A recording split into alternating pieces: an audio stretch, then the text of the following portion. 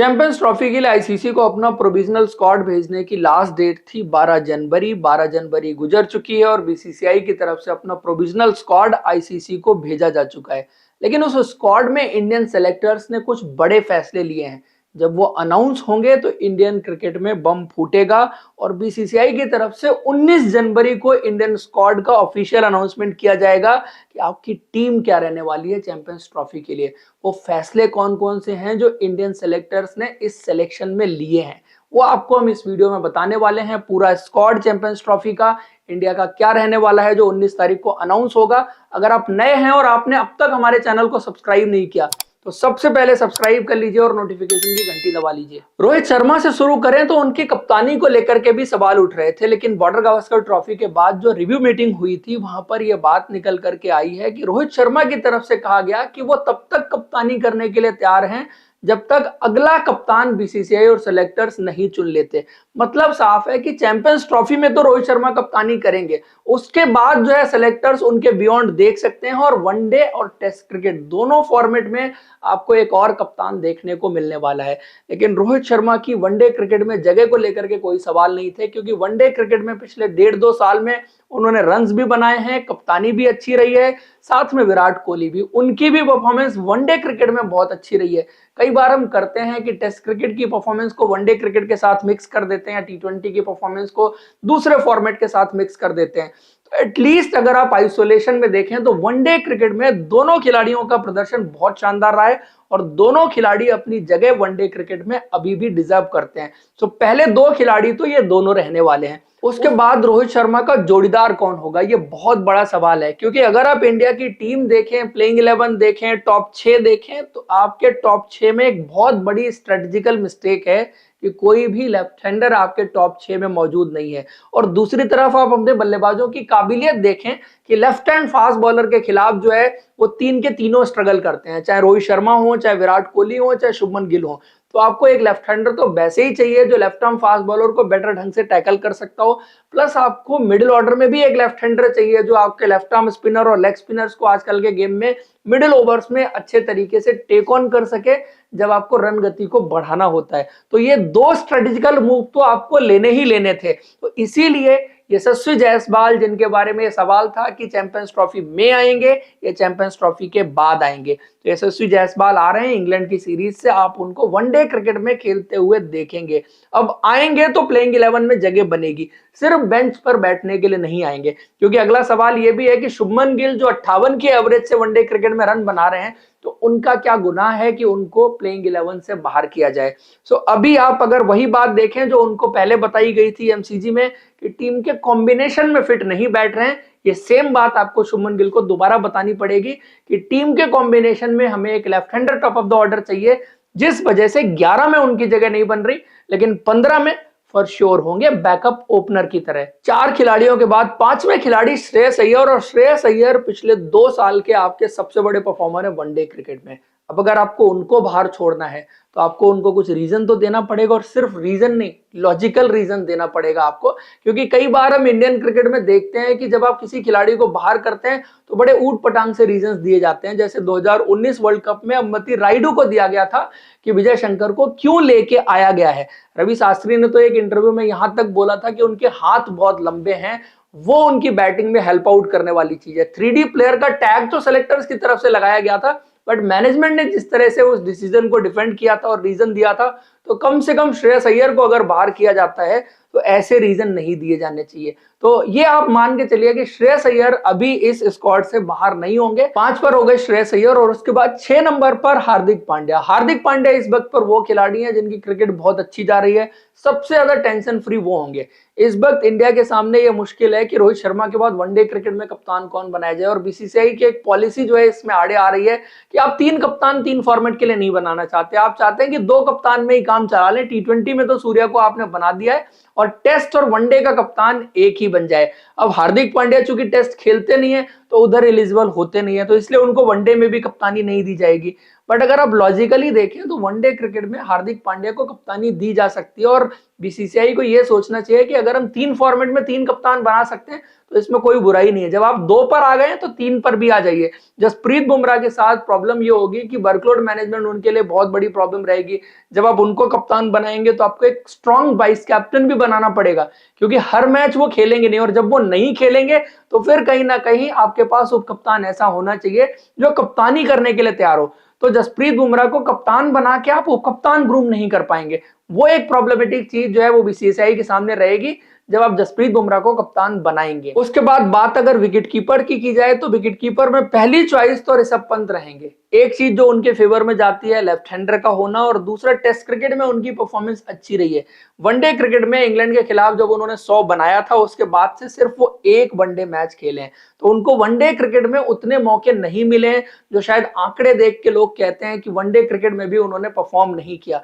दूसरी तरफ जब संजू सैमसन के आंकड़े दिखाए जाते हैं तो आप कहते हैं कि उनकी 50 से ज्यादा की एवरेज है और सारी चीजें जो उनके बारे में बात होती है, तो सैंपल साइज भी आपको देखना चाहिए कि आपने सिर्फ 14 मैचेस खेले हैं जिसमें से 5 बार आप नॉट आउट हैं, 100 है। अगर आप लिस्ट ए के नंबर संजू सैमसन के देखें जो कि 50 ओवर क्रिकेट है, तो वहां पर 100 जो उन्होंने साउथ अफ्रीका में बनाया था उसके अलावा 2 ही 100 है। 128 गेम में सिर्फ 200 है, 19-50 है, 33 की एवरेज है, 90 का स्ट्राइक रेट है। तो कोई संजू सैमसन ने वनडे क्रिकेट में ऐसे बहुत बड़े झंडे नहीं गाड़ रखे। आप 14 मैचेस के सैंपल साइज के बेसिस पर बोल रहे हैं कि उनके आंकड़े ऋषभ पंत से बहुत बेहतर हैं, इसलिए उनको प्रेफर किया जाना चाहिए। ये चीज बीसीसीआई की तरफ से बहुत क्लियर की गई है कि संजू सैमसन को सिर्फ टी20 के फॉर्मेट के लिए देखा जाएगा। और बड़ा कॉल यहां पर यह लिया गया है कि केएल राहुल आपकी चैंपियंस ट्रॉफी और वनडे की टीम में नहीं रहेंगे। अब एक नया खिलाड़ी इमर्ज होकर आया है जिसका नाम है ध्रुव जोरेल। और ध्रुव जोरेल जब टी20 के स्क्वाड में आए थे तो सबको सरप्राइज हुआ था, शायद मुझे भी हुआ था। रीजन इज कि आप ऑस्ट्रेलिया में जब उनको टेस्ट क्रिकेट खिला रहे थे तो आपने उनको मैचेस ही नहीं दिए। वो टीम के साथ थे पूरे दौरे पर बट मैचेस बहुत कम मिले। बट सडनली अब आप देख रहे हैं कि आपको एक लॉन्ग टर्म विकेट कीपर की जरूरत है जो आपका टेस्ट, टी20, वनडे तीनों फॉर्मेट के लिए तैयार हो। सो वो अब सेलेक्टर्स ध्रुव जोरेल पर भरोसा जताने वाले हैं। तो बैकअप विकेट कीपर जो है वो ध्रुव जोरेल है, और ध्रुव जोरेल की यूटिलिटी सिर्फ लोअर ऑर्डर बैट्समैन की तरह नहीं है, शायद टॉप ऑर्डर बैट्समैन की तरह भी हो सकती है। बाकी उनकी विकेट कीपिंग स्किल जो है वो बहुत कमाल की है। तो ये सारी चीजें हैं जो ध्रुव जोरेल के फेवर में जाती हैं। उनकी एज कम होना, सिर्फ 23 साल, वो चीज भी उनके फेवर में जाती है, क्योंकि यहां से आप एक फ्यूचर की टीम बना रहे हैं। शायद अब 2027 का वर्ल्ड कप जो है साउथ अफ्रीका में होगा, वो सारी चीजें भी दिमाग में है। सो ध्रुव जोरेल, संजू सैमसन और केएल राहुल सबको बाईपास करके सेकंड विकेट कीपर के तौर पर इस स्क्वाड में शामिल होने वाले हैं। सो ये तो हो गए 8 प्लेयर इंक्लूडिंग 2 विकेट कीपर। आपके 9वें प्लेयर जो है वो अक्षर पटेल होंगे, और अक्षर पटेल तो बहुत कमाल की क्रिकेट उनकी चल रही है। और वनडे क्रिकेट में उनकी गेंदबाजी मुझे लगता है कि और स्कोप ऑफ इंप्रूवमेंट है। अगर आप जडेजा से मुकाबला करें तो थोड़ा सा डाउनग्रेड आपको नजर आएगा। बल्लेबाजी में डेफिनेटली अपग्रेड है और आपको नंबर 7-8 के हिसाब से उनके जैसा प्लेयर ही चाहिए। तो वहां पर बिल्कुल परफेक्ट है। उनकी बल्लेबाजी में 2 चीज क्वालिटी आप देखेंगे कि स्पिनर के खिलाफ बहुत अच्छा खेलते हैं, और आपके पास उन चुनिंदा खिलाड़ियों में है जो 7 नंबर पर बल्लेबाजी कर सकते हैं, कि आके जल्दी बड़े शॉट लगाने की काबिलियत उनके पास है। चाहे आप वॉशिंगटन देखें, जडेजा देखें, ये वो खिलाड़ी हैं आके शुरू से बड़े शॉट्स नहीं लगा सकते। उसके अलावा जो है अगले खिलाड़ी वॉशिंगटन सुंदर होंगे, और वॉशिंगटन सुंदर शायद गेंदबाजी में अक्षर पटेल से जो है ज्यादा ऊपर रेट किए जाएंगे विकेट टेकिंग स्पिनर के मामले में, कम से कम अगर आप देखें, क्योंकि 50 ओवर क्रिकेट में भी विकेट्स निकालना मिडिल ओवर्स में बहुत इंपॉर्टेंट है। लेकिन वॉशिंगटन सुंदर की बल्लेबाजी कैसे इस्तेमाल करेंगे आप ये सोचना पड़ेगा, क्योंकि 8 नंबर पर खिला के बल्लेबाजी उतना इस्तेमाल नहीं हो पाएगी। सो क्या आप उनको एक फ्लोटर की तरह मिडिल ऑर्डर में ले जाके इस्तेमाल कर पाएंगे? मुझे नहीं लगता, क्योंकि अगर आप करेंगे तो इससे आप बाकी खिलाड़ियों को जरूर हिलाएंगे, जैसे आपने श्रीलंका में किया था कि केएल राहुल फिर 8 नंबर बल्लेबाजी कर रहे थे, क्योंकि उससे पूरा बैटिंग ऑर्डर आपका जो है वो इधर उधर होने वाला है। अब मान लीजिए कि ऋषभ पंत जैसा प्लेयर है, आप कैसे यूटिलाइज करना चाहते हैं उनको? आप ऐसे यूटिलाइज करना चाहते हैं कि लास्ट के 10 ओवर 15 ओवर बल्लेबाजी करें, या आप ये चाहते हैं कि वनडे क्रिकेट में अभी भी वो स्कोप आप देखते हैं कि प्लेयर जाए, सेटल इन हो और उसके बाद अपनी पारी जो है वो बड़ी खेले?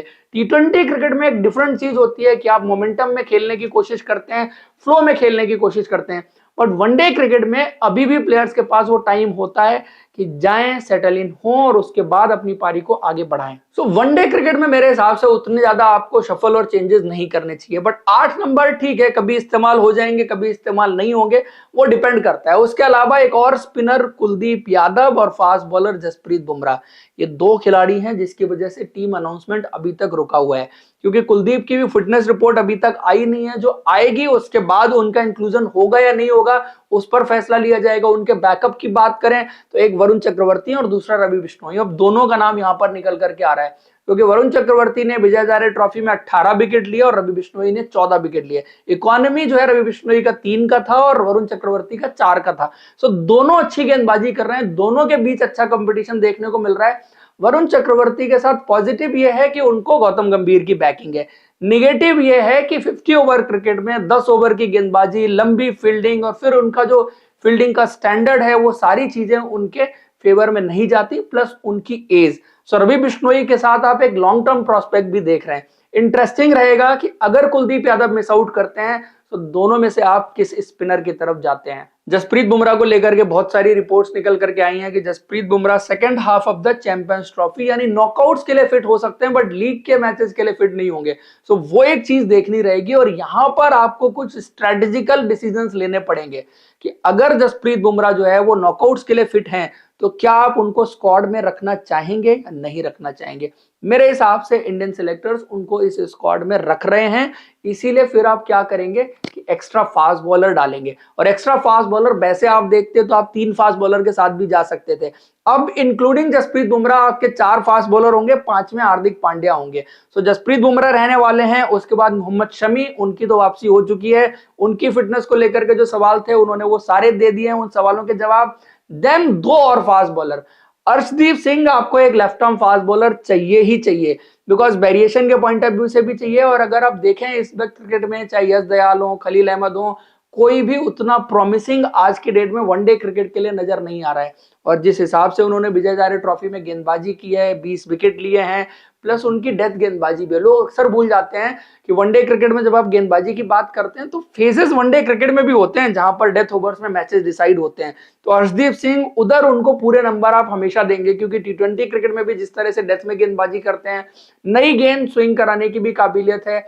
यूएई में इस वक्त पर जो मैचेस होंगे थोड़ा बहुत फास्ट बॉलर्स के लिए भी मदद हो सकती है इस मौसम में, और उनके पास काबिलियत है गेंद मूव कराने की। आखिरी फाइनल प्लेयर शायद आप कंटिन्यूटी मेंटेन करेंगे हर्षित राणा के साथ, क्योंकि लास्ट ओडीआई सीरीज में वो इंडियन स्क्वाड का हिस्सा थे, खेलने का मौका नहीं मिला। वो एक टेस्ट मैच भी खेल चुके हैं, टी20 में भी हैं, ऑल फॉर्मेट गेंदबाज के रूप में देखे जा रहे हैं, तो काबिलियत भी है, आप उनको कभी भी खिला सकते हैं।